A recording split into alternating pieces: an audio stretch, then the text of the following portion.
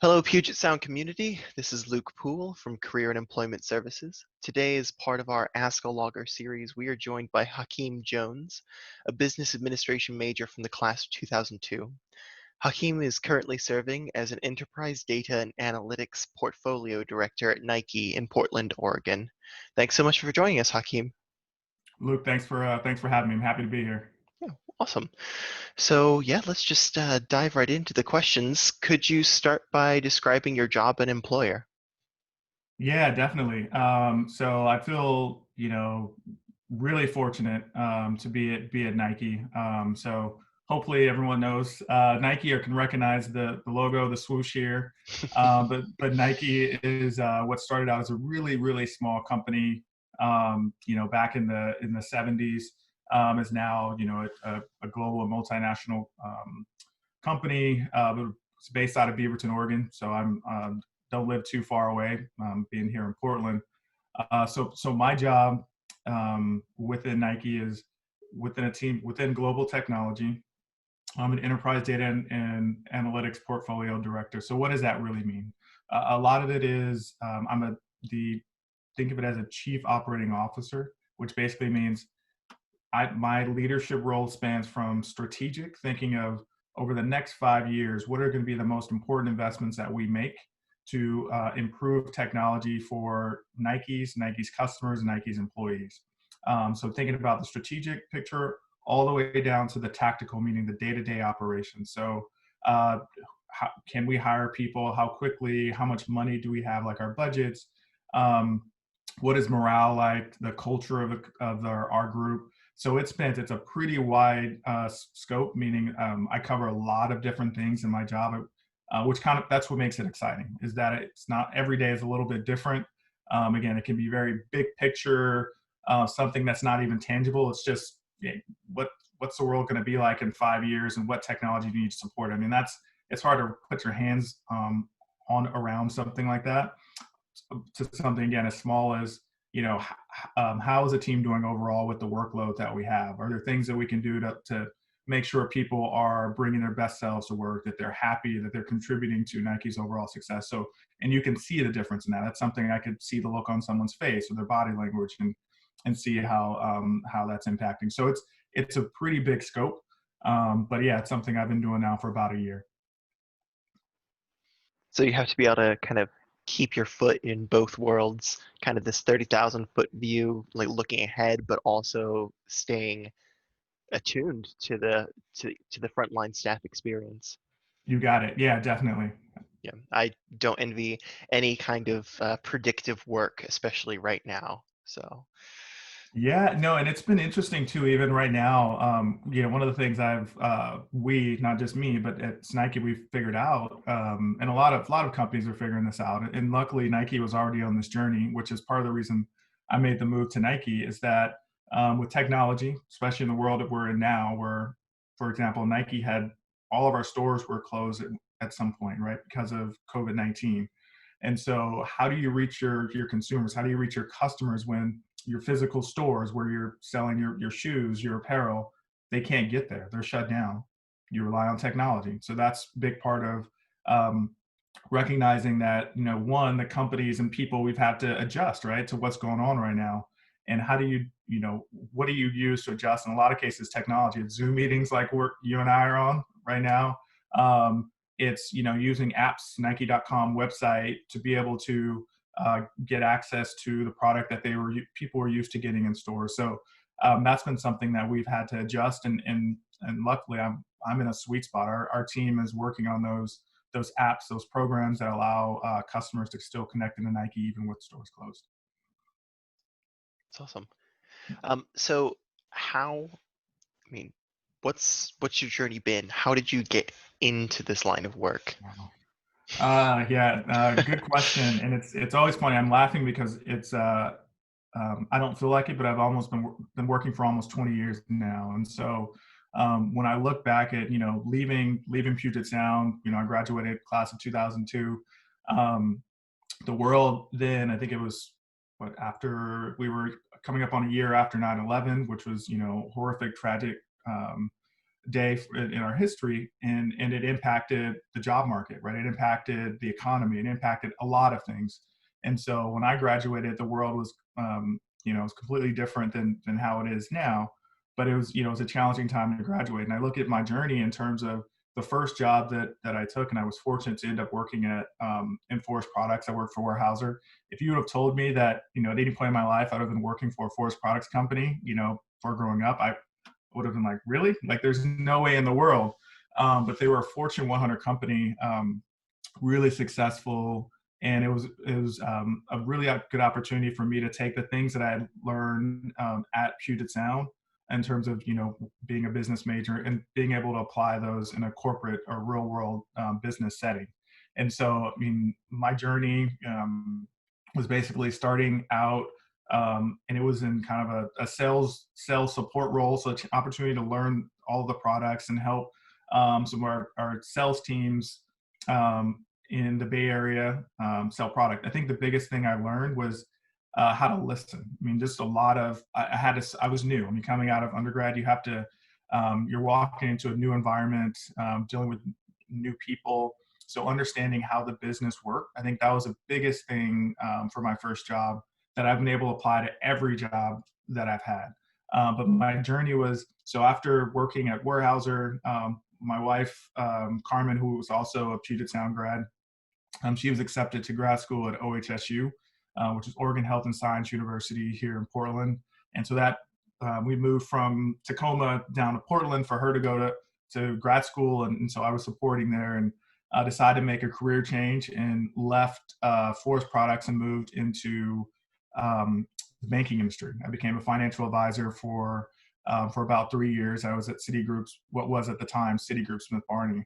So it was a complete pivot from forest products into kind of capital markets, into to financial advising, into helping people manage their retirements, their kids' college savings accounts, things of that nature.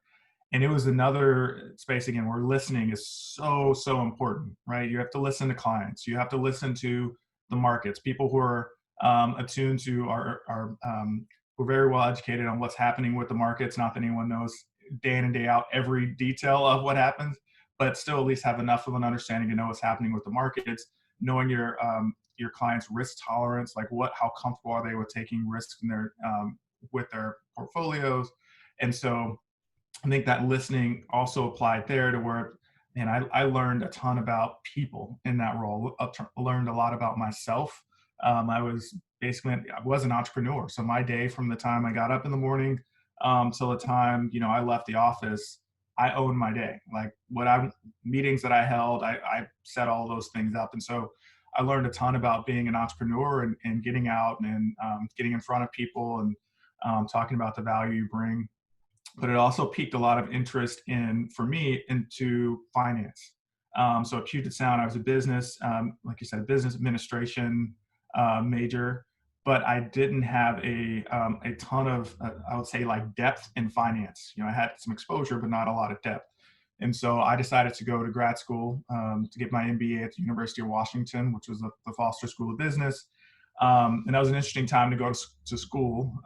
So that was now at the Great Recession, kind of the start of the Great Recession. So I remember this was 2008 to 2010 is when I was in school. But coming into what we had was our MBA lounge, and having the TV on, and every day you would go in, you'd see a new bank, like Lehman Brothers or Bear Stearns, one of these big investment banks that just collapsed, was gone. And so it was a great time to be in school, be back in grad school, and learn a ton about what was happening in the world, or trying to make sense of what was happening. And we had some of the smartest minds in the room that were trying to help us understand and how do you respond to it. And so after leaving grad school, I ended up working at Intel, which is in technology, semiconductor company, also here, has a big office here in the Portland area, but headquartered down in Silicon Valley. After graduating with a degree in finance, my MBA with the finance concentration, I worked in finance at Intel. So what was really interesting to me, I guess, just to back up a little bit, part of the reason I went to grad school was, again, to get this depth, right, within finance. my plan was to work for an institutional investment bank. So like a BlackRock. I actually had an internship at BlackRock in downtown Seattle. And again, all of this happening during the Great Recession. The I'll say the working culture, the challenges at that time of being in in that portion of the finance industry, it was challenging, and it forced me to think like, is this really what I want to do for potentially the rest of my career? And so one of the things I started to notice during that time as I was exploring like what my long term career plan would be, or I started looking at technology. I think there was a lot of investment in technology, seeing the applications of. I mean, something as small as an iPhone, right? Like I remember the first time seeing an iPhone and how, man, everyone has this thing now, and how quickly apps were popping up, and so I started to, I guess I would say, open my eyes up to careers in technology. And so I met with Intel when I was at the University of Washington in Seattle, and learned a lot about how their finance program was set up, meaning they hire finance professionals and you work in a role for 18 to 24 months, and then you rotate into a new job. Which for me, the way I'm built, I'm wired. I'm the word I like to use is intellectually curious, right? I want to know more. I want to ask the why. And so having a job like that, it's you come in, you have to learn, right? You have to come in with, you have to have a base of knowledge to where you can contribute, but you also have to learn like how the business runs. What are some of the key challenges that you have to understand? What does the market look like? Who are your competitors? Like you have to be able to build out this understanding, a base of knowledge, and then be able to apply, okay, now that I understand, here's what I think we should do. Here are my recommendations. And I have data and information to back up my thoughts. And so, but the cool part is, again, you do that for 18 to 24 months, and then you're on to a new job where you get to do that all over again. And so if you're wired in that way to where you like continuing to learn and being challenged and getting out of a comfort zone, then that's a great place to be. So I was there for almost a decade in finance. In my last role, I was a chief of staff, which really is so it was outside of finance, but it's very similar to the role I have at Nike, where again your job spans the strategic. Hey, let's set the strategic direction for this particular group, and then let's also think about the tactical day to day. Are we running the business in a way that's going to allow us to hit our strategic goals? And if not, then what pivot or what changes do we need to make sure we're hitting our long-term vision? So said a lot there in my journey, but basically I think going back to like, if I would sum it up, I mean, listening and understanding, being curious, asking questions, especially when you're new. I think people take for granted, and there's a little bit of uncomfortableness, right, with asking a question, being new, not having all the answers. I think some people really shy away and will kind of hold back. And I think if you ask the questions, like the question you think may be a silly question, right?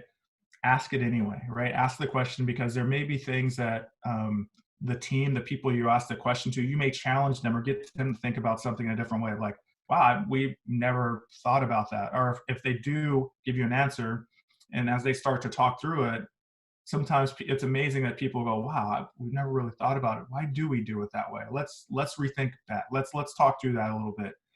So I think coming in new, you have a fresh set of eyes, a different perspective that you bring to the table. And that I think I would encourage anyone coming out of college, like don't lose that love of learning. Don't lose that, just that curiosity, right? Because I think that's what, even as people are 10, 15, 20, 30 years into a career, I think once you get to that point where you're not, you're not learning, you're not asking these questions, that's when you fall behind, or that you start to, I would think, lose some of the passion or the hunger around what you're doing. And I think, just kind of hearing from your story, I especially appreciate uh, how your experience at Intel, like the structure, spending time in these different areas was conducive to just being a sponge, like absorbing everything and continually learning. Um, so I think it's especially impressive when a company kind of builds that into their structures themselves. Yep, I Um, agree. and I also like the point that you raise about, um, like, yes, as a new person, your job is to learn, but also don't discount the perspective that you bring. Like you're being brought in for a reason. The Yes. infusion of new ideas is important. So Yes, absolutely. And I think too that, especially in the environment that we're in, I think the working environment continues to get better to where all voices are equal at a table, right?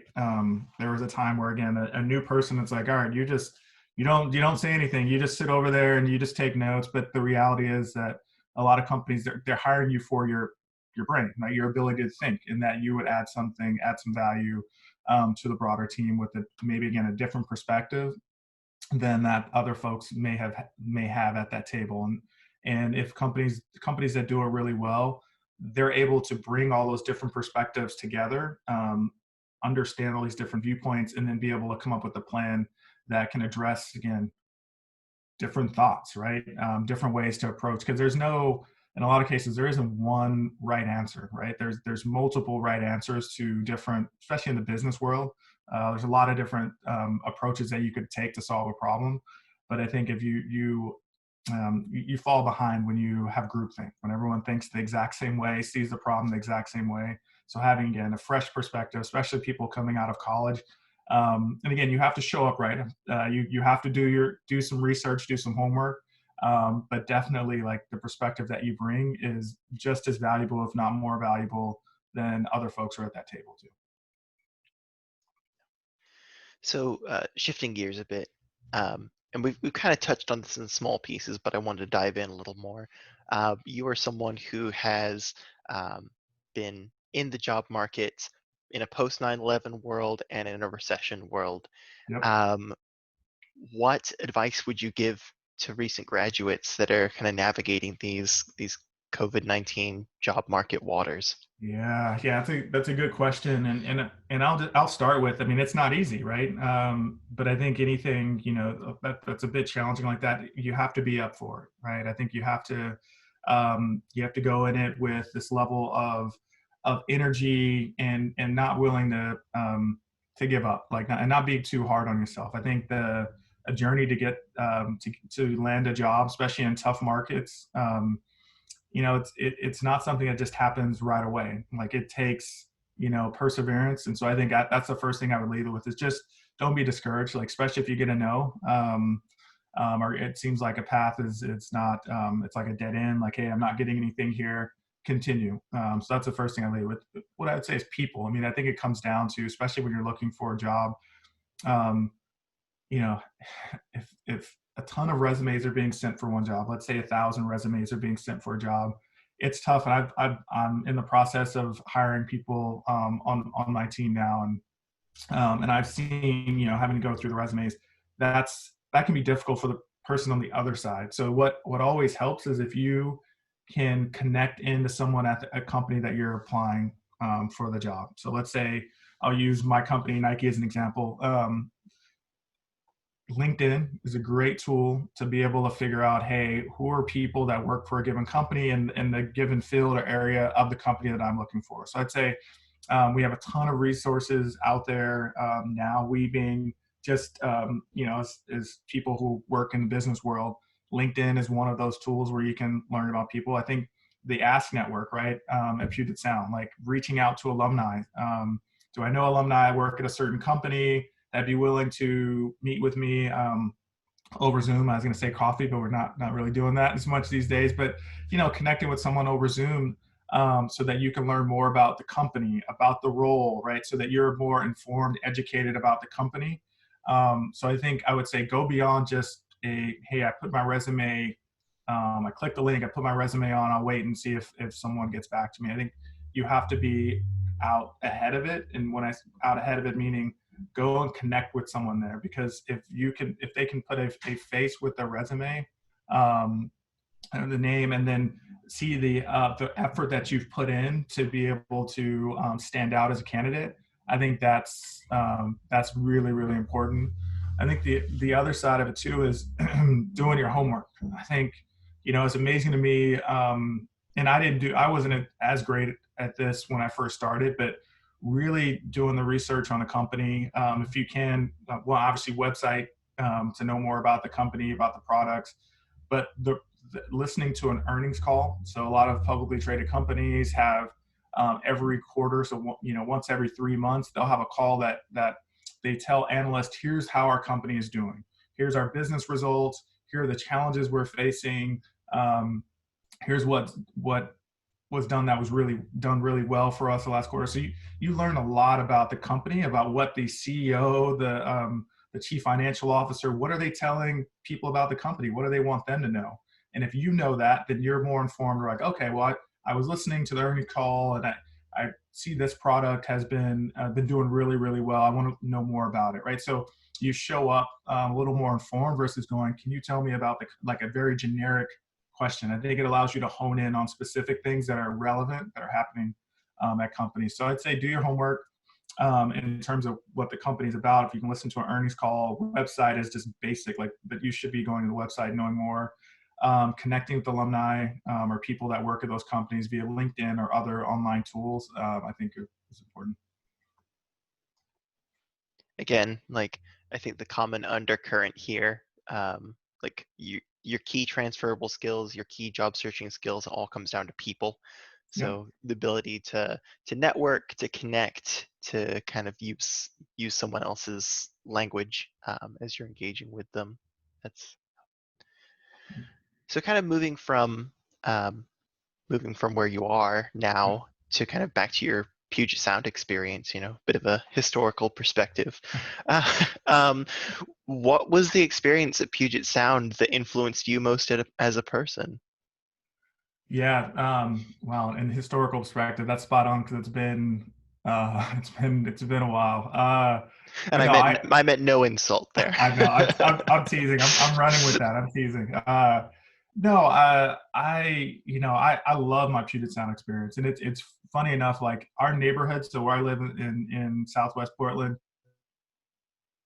maybe 2 weeks ago, in our neighborhood, my wife, who also went to Puget Sound, and my two daughters were walking our neighborhood, and a neighbor across the street, because these are COVID times, so it's a little weird, right? We have a social distance conversation, but started talking to a gentleman in the neighborhood.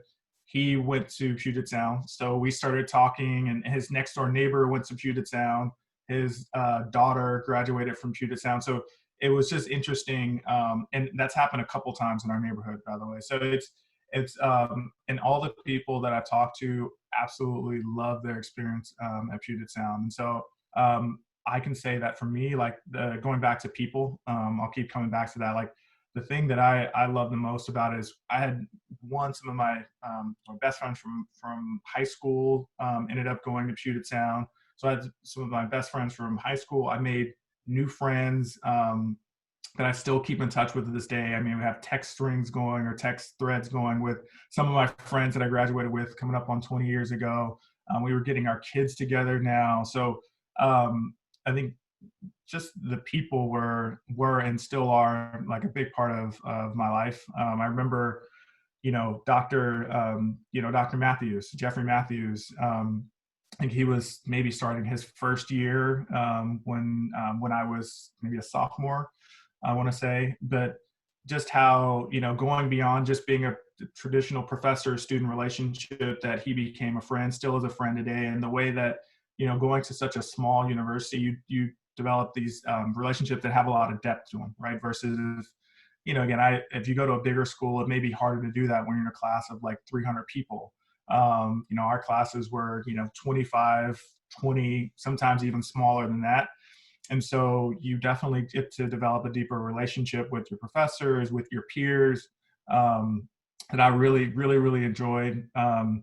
And yeah, it's just, the vibe on campus. I mean, I remember the first time I walked on campus, I just said, this is what a college should feel like. And I'd done a couple of, campus tours and visited other colleges, but just walking around right away, I was like, wow, this is what a college should feel like. This campus is beautiful. And then everything from then on, again, the people, the classes, the way people engaged with one another, I loved it. And, my wife and I, still talk about our experiences, obviously, at Puget Sound. And we'd go back. There isn't a single conversation we've had where we've said, man, I wish we could have done something different. Like we loved our Puget Sound experience. So. But that is a real, you generated some real like lifetime connections out of the experience, and even having those little serendipitous moments of, oh hey, my neighbor shared this thing with me, now our kids are on this journey. That's kind of a wonderful, it's a wonderful thing to experience. Yeah, yeah, definitely. And no, and yeah, I'm just thinking through. It's wild. Like in my our dentist uh, went to Puget Sound. Our again, our some of a ton of folks in our neighborhood. I'm just going through, and like there's still again so many Mhm. people even today that I still connect with, and it's great that it's there's so much again joy. I mean, small moments and big ones. Something as small as I don't know if MSM is still really popular. But the MSM Deli Magic Sandwich Makers. But like basically, we still have these conversations around what our favorite Tacoma spots were and things that we did while we were at Puget Sound. And just to have, I mean, these small conversations that'll just light a smile on someone's face, and you just connect in that way. Even again, what is it, 20 years later, coming up on 20 years later, it's really cool. So yeah, I can't say enough good things about my Puget Sound experience. Awesome. Well, I think we've covered some great ground here today. So I think that's it for the questions. Okay. Thanks everyone out there for watching this Ask a Logger interview with Hakim Jones. If something in this interview sparked a career interest for you, then come chat with us. You can visit pugetsound.edu/CES to schedule an appointment with one of our career advisors, or ask about being ways that you can connect with alumni like Hakim. So thank you so much for your time and your energy. Really appreciated it. Yeah, no, thank you for having me, Luke. I was, yeah, when you reached out, like I would love to be able to continue to contribute to Puget Sound. And so, yeah, if there's any students that are interested in a career at Nike or just otherwise, I'm here. Feel free to reach out and happy to connect. Wonderful. All right, folks. Goodbye until next time. All right, thanks, Luke.